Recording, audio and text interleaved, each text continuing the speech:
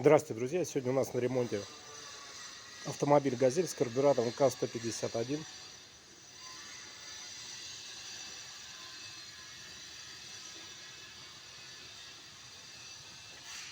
В таком состоянии у нас карбюратор.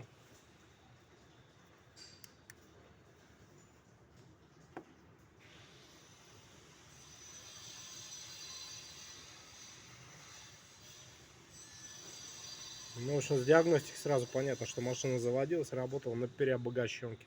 Ну, то есть все, что могло литься, из бензобака в нее лилось.